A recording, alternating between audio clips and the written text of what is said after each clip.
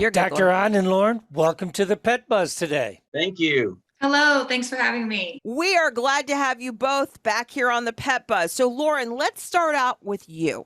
So, why is dock diving and agility so popular with dog owners and dog lovers? And do you think in the last 5 years, the media has really embraced these canine sports? Absolutely. I mean, dogs are the new kids. So everyone loves spending time with their dogs and loves doing fun activities with them. And agility and dock diving are two of the most popular dog sports, especially here in America. And there's even sports networks like ESPN that are even televising some of the bigger events like AKC Nationals. We know the top athletes need to watch their diets. We all do. How do nutrition and supplementation play a role in developing these dog athletes? Our canine athletes are really no different than human athletes. We're asking them to perform at a very high level. And just like with professional athletes, you need to make sure they're getting high quality nutrition and getting appropriate supplements. One of the supplements I really like a lot is something called Fortitropin, which you can find in Mayo's Canine Muscle Formula.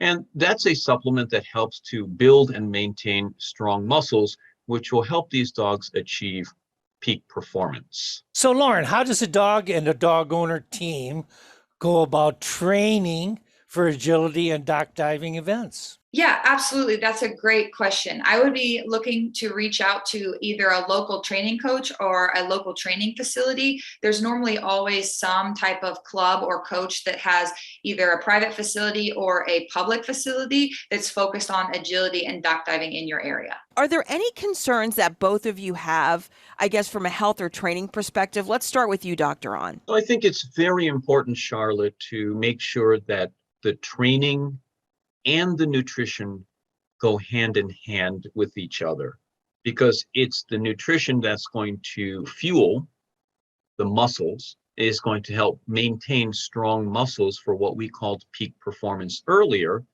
And then people like Lauren are on the training side of things to make sure that these dogs are able to achieve these wonderful athletic feats. So you have to really think of the two as coming together. I'm curious. Now, when we think of athletes, we think of them eating so much food and all these calories. Do they have to have a high caloric diet like our human athletes, Dr. On? Calories is part of the story, Charlotte.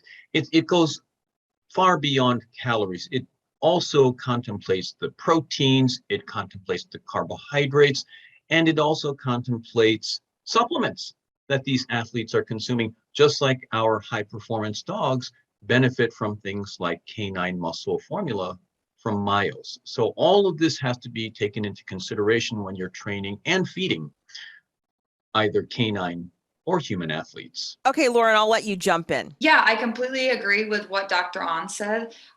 Starting with great supplementation, nutrition, hydration, making sure those things are always your key things that are keeping those canine athletes fueled is super important.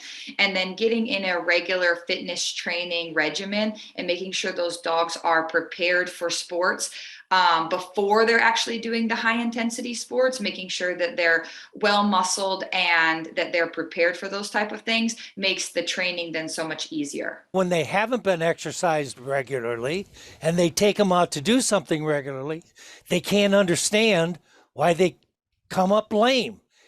And so maybe this is really important, that making sure that as you were talking about the nutrition and the diet, but also that the exercise be regular too.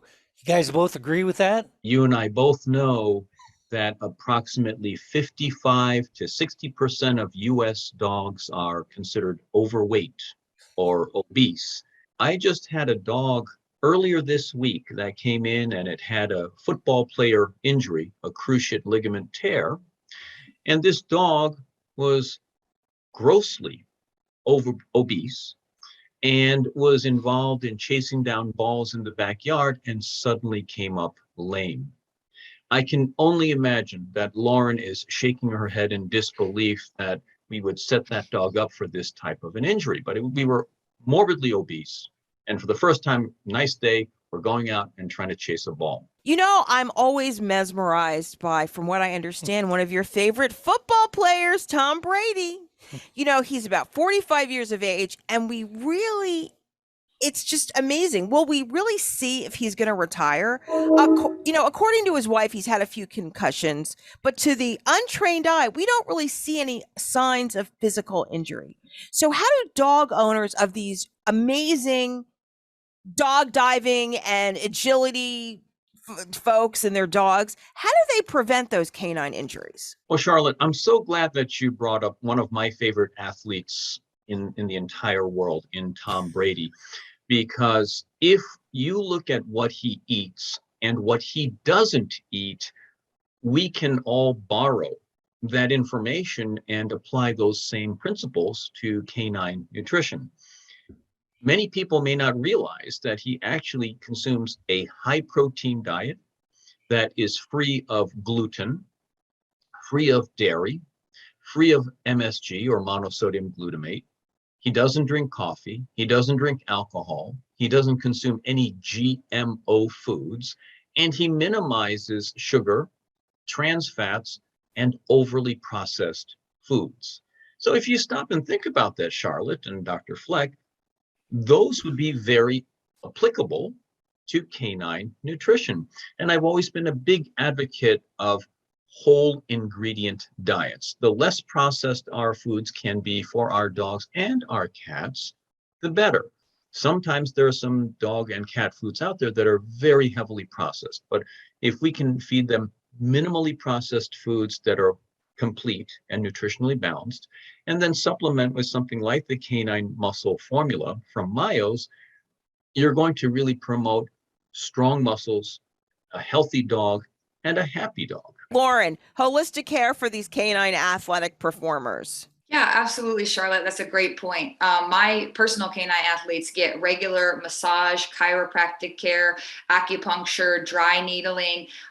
They also take part in PEMF technology, all the things that you would see with a regular high caliber human athlete for professional sports. My dogs also receive the same type of care. What's PMF? Basically a radio frequency technology that helps with healing. And so it basically speeds up your recovery so that when you're in between workouts, you can work out harder the next time with less recovery and downtime. Dr. On, your take on holistic pet care for the canine athlete. I agree with everything that Lauren mentioned. I would just add to that and say that hydrotherapy is another form of care that especially our recovering athletes may benefit from, and also treadmills. Whether it's a healthy or a recovering athlete, treadmills can offer a nice, balanced, and measured form of therapy during either training or the recovery period. Is it cold water? Is it warm water? Comfortable water? My dogs actually do hydrotherapy twice a week. For conditioning, and the water's actually extremely warm because normally there's another person that's in there like kind of guiding them, and they don't want to be sitting in the cold water either, but the hot water actually helps keep the muscles really loose. That way they are working in the warm water, because if you're working muscles in cold water, that's kind of counterproductive. But my dogs use it not only as a modality for keeping the muscles looser, but also as a more conditioning standpoint, because my dogs aren't injured, but we use it because the amount of resistance and the buoyancy that the water provides, you're actually doing 4 times the amount of work in the water that you can do on land or on a regular treadmill. If Tom Brady was a dog, what breed of dog would he be? So I'm going to start with you, Dr. Fleck, because you'll give the generic kind of more plebeian answer, because you're not not really, because you do like sports and Well, you are. I look at the holistic athlete, so be a Labrador Retriever. Yeah. Okay. Yeah. Okay. Dr. On, let's have a good answer. Big, like Tom Brady, is very robust, like Tom Brady. And I don't mean this as a negative, because he's my favorite athlete, but this particular breed of dog is not the most mobile or agile of breeds. But boy, does this dog bring the heart of a lion. So I'm going to go with the African Borbal. What do you think, Lauren? I think Tom Brady is definitely a border collie. I know he's not as agile as some of the wide receivers, but Tom Brady works really hard on his athleticism. And I think that he has all of the super smarts that border collies provide. And he gets himself out of situations and can weave and dodge defenders.